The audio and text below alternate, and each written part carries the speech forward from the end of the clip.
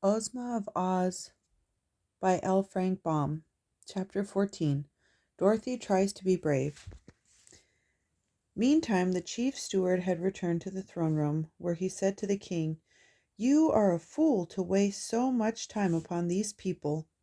"What?" cried his majesty, in so enraged a voice that it awoke Billina, who was asleep under his throne. "How dare you call me a fool?" "Because I like to speak the truth," said the steward. "Why didn't you enchant them all at once, instead of allowing them to go one by one into the palace and guess which ornaments are the Queen of Ev and her children?" "Why, you stupid rascal, it is more fun this way," returned the king, "and it serves to keep me amused for a long time." "But suppose some of them happen to guess aright," persisted the steward. "Then you would lose your old ornaments and these new ones too." "There's no chance of their guessing right," replied the monarch with a laugh. "How could they know that the Queen of Ev and her family are all ornaments of a royal purple color?" "But there are no other purple ornaments in the palace," said the steward. "There are many other colors, however, and the purple ones are scattered throughout the rooms, and are of many different shapes and sizes. Take my word for it, steward, they will never think of choosing the purple ornaments." Billina, squatting under the throne, had listened carefully to all this talk, and now chuckled softly to herself as she heard the king disclose his secret. "Still, you're acting foolishly by running the chance," continued the steward roughly. "And it is still more foolish of you to transform all those people from Oz into green ornaments." "I did that because they came from the Emerald City," replied the king, "and I had no green ornaments in my collection until now. I think they will look quite pretty mixed in with the others. Don't you?" The steward gave an angry grunt. "Have your own way, since you're the king," he growled. "But if you come to grief through your carelessness, remember that I told you so. If I wore the magic belt which enables you to work all your transformations and gives you so much other power, I'm sure I would make a much wiser and better king than you are." "Oh, cease your tiresome chatter," commanded the king, getting angry again. "Because you are my chief steward, you have an idea you can scold me as much as you please. But the very next time you become impudent, I will I will send you to work in the furnaces and get another gnome to fill your place. Now follow me to my chamber, for I am going to bed, and see that I am wakened early tomorrow morning. I want to enjoy the fun of transforming the rest of these people into ornaments." "What color will you make the Kansas girl?" asked the steward. "Gray, I think," said his majesty. "And the scarecrow and the machine man?" "Oh, they shall be of solid gold, because they're so ugly in real life." Then the voices died away, and Billina knew that the king and his steward had left the room. She fixed up some of her tail feathers that were not quite straight, and then tucked her head under her wing again and went to sleep. In the morning, Dorothy and the lion and tiger were given their breakfast in their rooms, and afterward joined the king in his throne room. The tiger complained bitterly that he was half starved, and begged to go into the palace and become an ornament so that he would no longer suffer the pangs of hunger. "Haven't you had your breakfast?" asked the Gnome King. "Oh, I had just a bite," replied the beast. "But what good is a bite to a hungry tiger?" He ate 17 bowls of porridge, a platter full of fried sausages, 11 loaves of bread, and 21 mince pies," said the steward. "What more do you want?" demanded the king. "A fat baby. I want a fat baby," said the hungry tiger. "A nice, plump, juicy, tender, fat baby. But of course, if I had one, my conscience would not allow me to eat it. So I'll have to be an ornament and forget my hunger." "Impossible!" exclaimed the king. "I'll have no clumsy beasts enter my palace to overturn and break all my pretty knickknacks. When the rest of your friends are transformed, you can return to the upper world and go about your business." As for that, we have no business when our friends are gone, said the lion. So we don't care much what becomes of us. Dorothy begged to be allowed to go first into the palace, but Tik-Tok firmly maintained that the slave should face danger before the mistress.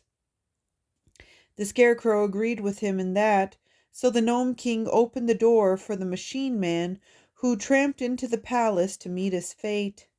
Then His Majesty returned to his throne room and puffed his pipe so contentedly that a small cloud of smoke formed above his head. By and by he said, "I'm sorry there are so few of you left. Very soon now my fun will be over, and then for amusement I shall have nothing to do but admire my new ornaments." "It seems to me," said Dorothy, "that you are not so honest as you pretend to be." "How's that?" asked the king. "Why, you made us think it would be easy to guess what ornaments the people of Ev were changed into." "It is easy," declared the monarch, "if one is a good guesser, but it appears that the members of your party are all poor guessers."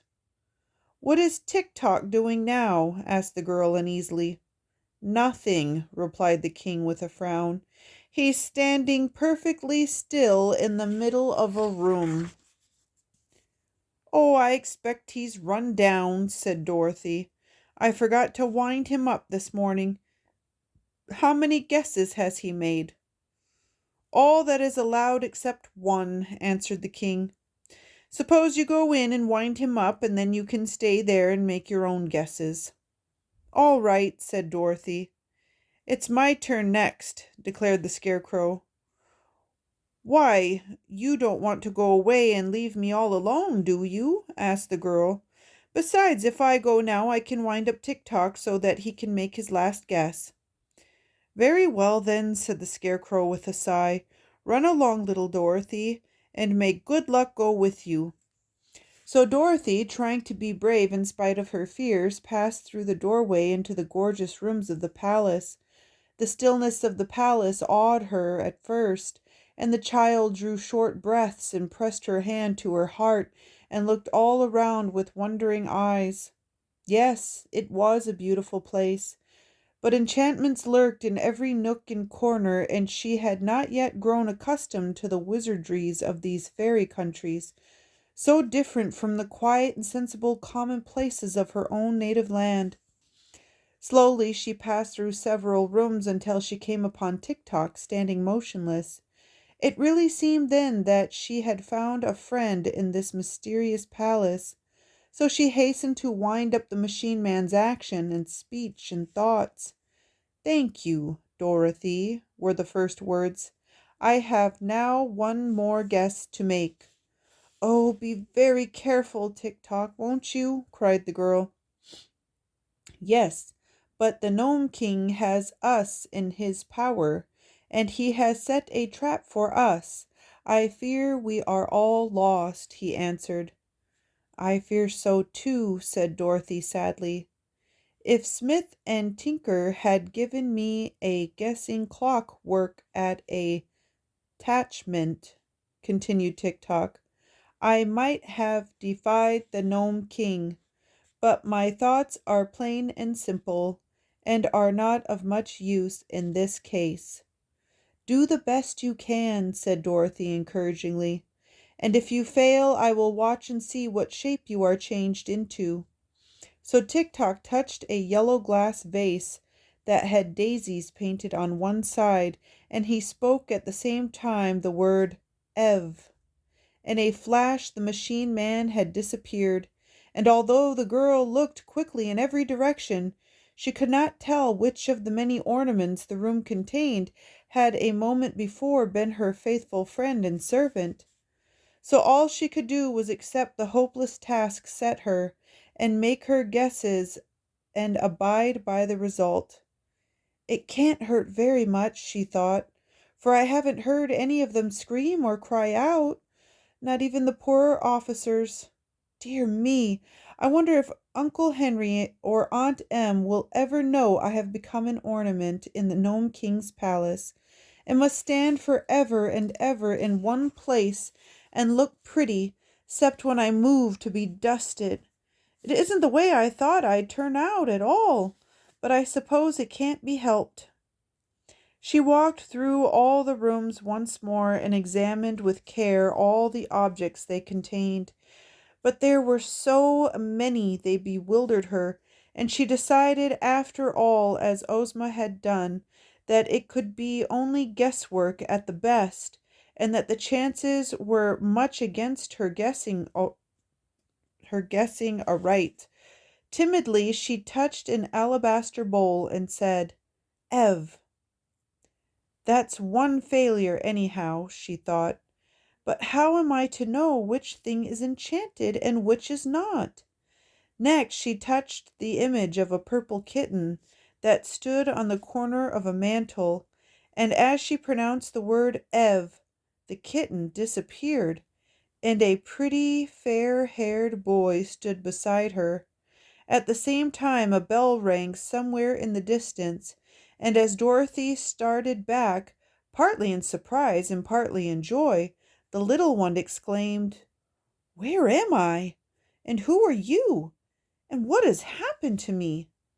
"I declare," said Dorothy, "I've really done it." "Done what?" asked the boy. "Saved myself from being an ornament," replied the girl with a laugh, "and saved you from forever being a purple kitten." "A purple kitten?" he repeated. "There is no such thing."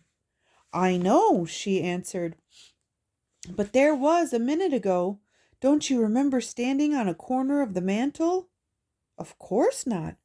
I'm a Prince of Ev, and my name is Evring," the little one announced proudly. "But my father, the king, sold my mother and all her children to the cruel ruler of the gnomes, and after that I remember nothing at all." "A purple kitten can't be expected to remember, Irving," said Dorothy. "But now you are yourself again, and I'm going to try to save some of your brothers and sisters, and perhaps your mother as well. So come with me." She seized the child's hand and eagerly hurried here and there, trying to decide which object to choose next. The third guess was another failure, and so was the fourth and the fifth. Little Irving could not imagine what she was doing, but he trotted along beside her very willingly, for he liked the new companion he had found.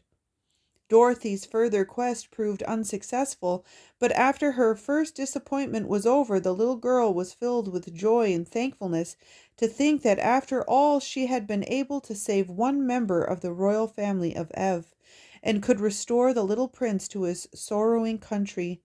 Now she might return to the terrible Gnome King in safety, carrying with her the prize she had won in the person of the fair-haired boy. So she retraced her steps until she found the entrance to the palace, and as she approached, the massive doors of rock opened of their own accord, allowing both Dorothy and Irving to pass the portals and enter the throne room. Chapter 15. Billina Frightens the Gnome King. Now when Dorothy had entered the palace to make her guesses, and the Scarecrow was left with the Gnome King, the two sat in moody silence for several minutes. Then the monarch exclaimed in a tone of satisfaction, "Very good." "Who's very good?" asked the Scarecrow. "The Machine Man. He won't need to be wound up any more, for he has now become a very neat ornament." "Very neat indeed." "How about Dorothy?" the Scarecrow inquired. "Oh, she'll begin to guess pretty soon," said the king cheerfully, "and then she will join my collection, and it will be your turn." The good Scarecrow was much distressed by the thought that his little friend was about to suffer the fate of Ozma and the rest of their party, but while he sat in gloomy reverie, a shrill voice suddenly cried, "Cut, cut, cut, cut, cut!" The Gnome King nearly jumped off his seat, he was so startled. "Good gracious, what's that?" he yelled.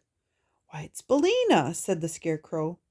"What do you mean by making a noise like that?" shouted the king angrily, as the yellow hen came from under the throne and strutted proudly about the room. I've got a right to cackle, I guess, replied Billina. I've just laid my egg. What? Laid an egg? In my throne room? How dare you do such a thing? Asked the king in a voice of fury. I lay eggs wherever I happen to be, said the hen, ruffling her feathers and then shaking them into place. But thunderation! Don't you know that eggs are poison? Roared the king, while his rock-colored eyes stuck out in great terror. Poison? Well, I declare, said Billina indignantly. I'll have you know all my eggs are warranted strictly fresh and up to date. Poison indeed. You don't understand, retorted the little monarch nervously. Eggs belong only to the outside world, to the world on the earth's surface where you come from. Here in my underground kingdom, they are rank poison, as I said, and we gnomes can't bear them around. Well, you'll have to bear this one around, declared Billina, for I've laid it. Where? Asked the king. Under your throne, said the hen.